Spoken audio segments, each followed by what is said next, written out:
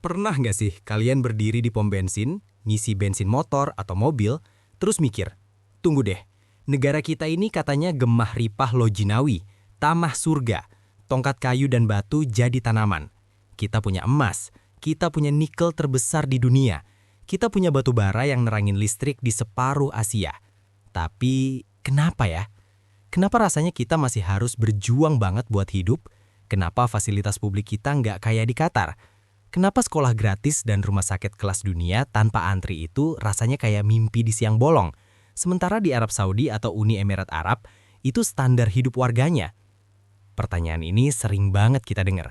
Kenapa Indonesia nggak bisa kaya raya kayak negara Arab? Kan sama-sama punya minyak, sama-sama punya tambang. Jawabannya seringkali disederhanakan.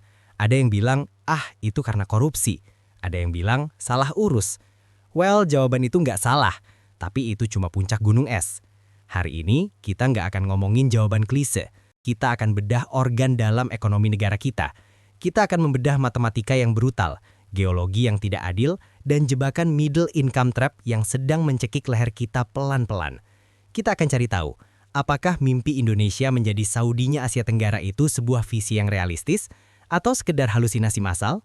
Siapkan kopi kalian, ini bakal panjang. Bab 1. Matematika yang brutal, the denominator effect. Oke, kita mulai dari hal yang paling dasar, matematika. Seringkali kita silau dengan kata kaya. Kita dengar berita, cadangan minyak Saudi Arabia sekian miliar barrel, lalu cadangan nikel Indonesia terbesar di dunia. Otak kita langsung mikir, equal, sama. Padahal, dalam ekonomi negara, jumlah harta itu nggak ada artinya kalau nggak dibagi dengan jumlah orang yang minta makan dari harta itu. Ini yang saya sebut sebagai efek penyebut atau denominator effect. Bayangkan sebuah kue tart. Kue tartnya Arab Saudi itu besar, terbuat dari minyak murni. Yang ngantri buat makan cuma 36 juta orang. Penduduk asli atau warga negara bahkan lebih sedikit dari itu. Sekarang lihat Indonesia. Kue kita campuran nikel, batu bara, dan sawit mungkin ukurannya lumayan. Tapi yang ngantri bawa piring 280 juta orang. Mari kita bicara angka real, biar nggak dikira ngarang. PDB per kapita Qatar, pendapatan rata-rata per orang itu sekitar 71.000 US dollar. Indonesia sekitar 4.900 US dollar. Itu jarak yang gila. Orang Qatar rata-rata 14 kali lebih kaya dari kita di atas kertas. Kenapa? Karena Qatar cuma punya penduduk 3 juta jiwa. Itu lebih sedikit dari penduduk Bekasi. Bayangkan, kekayaan satu negara ditumpahkan cuma buat warga Bekasi. Pasti tajir melintir semua. Jadi poin pertama yang harus kalian telan meski pahit, kita tidak bisa meniru model kesejahteraan mereka karena beban demografi kita terlalu berat. Kita punya terlalu banyak mulut untuk disuapi jika hanya mengandalkan hasil gali tanah. Bab 2, takdir geologi. Tidak semua minyak diciptakan setara. Tapi tunggu, ada yang bilang, kan minyak kita dulu pernah banyak bos. Benar, tapi mari kita bicara soal geologi. Ini takdir Tuhan yang nggak bisa diprotes. Di Arab Saudi minyak itu manja. Dia ada di daratan, di reservoir raksasa. Kamu tusuk tanah dikit, minyaknya nyembur sendiri karena tekanannya tinggi. Biaya produksinya murah banget, di bawah $10 per barrel.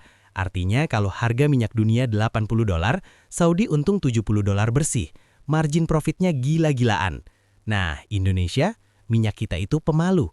Dia ngumpet di celah-celah sempit, sumur-sumurnya sudah tua atau mature fields, atau dia ada di tengah laut lepas yang dalam.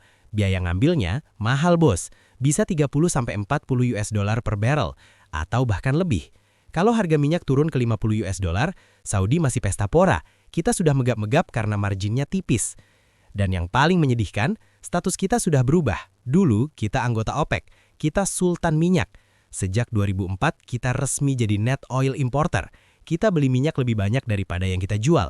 Jadi ketika kalian lihat berita harga minyak dunia naik, Pangeran Arab Saudi tepuk tangan karena kas negaranya penuh. Kita, pemerintah kita pusing 7 keliling mikirin subsidi BBM biar nggak didemo mahasiswa. 2 negara, 2 nasib. Gara-gara geologi. Bab 3. Kutukan negara rentier versus negara pajak. Sekarang kita masuk ke teori politik. Jangan ngantuk dulu, ini bagian serunya. Kenapa di Saudi atau Qatar warganya nggak bayar pajak penghasilan, tapi sekolah dan rumah sakit kelas dunia tanpa antri itu rasanya kayak mimpi di siang bolong? Sementara di Arab Saudi atau Uni Emirat Arab, itu standar hidup warganya? Karena mereka adalah rentier state. Negara rentier adalah negara yang hidupnya dari uang sewa alam, bukan dari keringat rakyatnya. Pemerintah di sana ibarat bapak kos yang punya banyak kontrakan. Dia nggak butuh duit dari anaknya, alias rakyat. Malah dia yang kasih duit jajan ke anaknya. Konsekuensinya, karena rakyat nggak bayar pajak, rakyat nggak punya posisi tawar kuat buat nuntut demokrasi. No taxation, no representation. Indonesia, kita nggak bisa jadi rentier state. Uang minyak dan nikel kita kalau dibagi rata ke 280 juta orang, paling cuma cukup buat beli gorengan sebulan sekali. Nggak cukup buat biaya hidup. Makanya Indonesia adalah tax state atau negara pajak. Negara butuh uang kalian. Negara butuh pajak kalian buat bangun jalan, bayar buruh, bayar dokter. Masalahnya adalah mental pejabat kita kadang masih mental rentier, mental pemburu rente. Banyak elit politik yang berebut konsesi tambang bukan untuk membangun industri, tapi cuma buat dapat uang gampang dari jualan tanah air. Ini yang bikin kita kena penyakit resource curse atau kutukan sumber daya. Kita terlena sama harta alam sampai lupa bangun otak manusianya. Bab 4, hilirisasi, penyelamat atau jebakan baru. Pemerintah sadar hal ini, makanya belakangan ini kita sering dengar kata sakti, hilirisasi.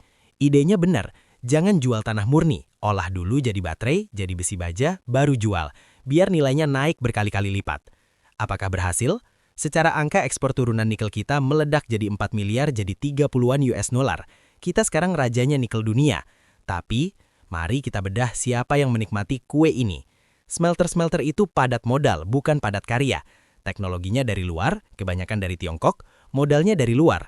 Karena kita kasih tax holiday biar mereka mau datang, penerimaan pajak negara belum maksimal di awal-awal ini. Dan lihat lingkungan di sana, laut jadi merah, udara kotor. Itu biaya tersembunyi yang harus dibayar warga lokal.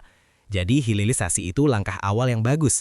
Tapi kalau kita cuma berhenti dibikin barang setengah jadi dan gak transfer teknologi sampai bisa bikin mobil listrik sendiri merek Indonesia, kita cuma jadi tukang jahitnya dunia. Kita bukan pemilik pabriknya. Lebih ngeri lagi, ada fenomena deindustrialisasi prematur. Pabrik sepatu, tekstil, garmen kita banyak yang tutup. Porsi manufaktur kita terhadap PDB malah turun dibanding era 90-an. Ini bahaya. Negara maju kayak Korea atau Jepang jadi kaya karena mereka mematangkan industrinya. Kita belum kaya, tapi industrinya sudah mulai layu. Orang-orang lari ke sektor informal, jadi ojol, jadi pedagang kaki lima. Itu bukan fondasi negara maju. Bab 5. Perang dana abadi, INA versus PIF. Mari kita bandingkan dompet tabungan negara. Saudi Arabia punya PIF, isinya hampir 1 triliun US dollar. Uni Emirat Arab punya ADIA, isinya juga hampir 1 triliun US dollar. Mereka punya masalah yang menyenangkan, kebanyakan duit. Mereka bingung mau taruh duit di mana. Akhirnya beli saham Newcastle United, bikin kota futuristik Neom, investasi di Uber, di Nintendo. Indonesia, kita punya INA. Bedanya, PIF itu investor atau pemberi duit. INA adalah fund manager atau pencari duit. INA modal awalnya kecil, sekitar 6 US dollar sampai 7 miliar dolar. Tugas INA adalah keliling dunia, ketuk pintu PIF, ketuk pintu BlackRock, bilang, "Hey, tolong dong invest di jalan tol kami, tolong invest di pelabuhan kami." Posisi tawarnya beda kawan. Saudi bisa buang duit untuk proyek rugi demi gengsi atau strategi jangka panjang.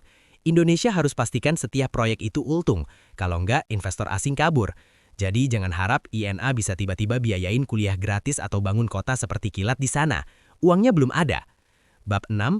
Kualitas manusia, fondasi yang rapuh. Ini bagian yang paling menyakitkan, tapi harus dibahas.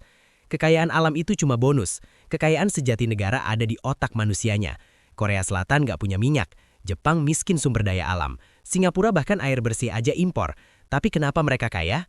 Karena manusianya produktif. Mari kita lihat skor PISA, tes matematika, sains dan membaca anak 15 tahun, Indonesia konsisten ada di papan bawah. Literasi kita rendah. Saudi dan Qatar dulu rendah juga. Tapi mereka pakai uang minyak buat rombak pendidikan. Skor mereka sekarang naik pesat di atas kita. Ditambah lagi masalah stunting. Generasi yang kurang gizi di masa kecil, otaknya sulit berkembang maksimal saat dewasa. Gimana kita mau bersaing di era artificial intelligence kalau fondasi gizi dan pendidikan dasar kita masih rapuh? Mimpi Indonesia Emas 2045 bisa jadi Indonesia Cemas 2045 kalau bonus demografi isinya adalah angkatan kerja yang tidak punya skill tinggi. Outro, jalan sempit menuju puncak. Jadi, kembali ke pertanyaan awal, apakah kita bisa kaya seperti Timur Tengah? Kalau definisinya adalah rakyat ongkang kaki dapat subsidi minyak, jawabannya tidak, mustahil, matematikanya nggak masuk. Tapi kalau definisinya adalah negara maju berpendapatan tinggi, jawabannya bisa. Tapi jalannya bukan jalan pintas ala Saudi. Jalan kita harus meniru jalan terjalnya Korea Selatan atau Tiongkok. 1. Hilirisasi harus tuntas. Jangan cuma bikin nikel jadi besi, bikin jadi mobil, jadi baterai di sini oleh insinyur kita. 2. Berantas korupsi logistik. Biaya kirim barang di kita masih mahal banget, 24% PDB. Turunin itu biar barang kita kompetitif.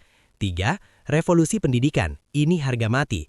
Uang hasil nikel jangan cuma habis buat bansos, tapi buat benerin gizi dan kualitas guru. 4. Manfaatkan uang mereka. Jangan iri sama Saudi. Tarik uang mereka, swipe mereka, buat bangun infrastruktur kita. Kita punya aset yang Saudi nggak punya.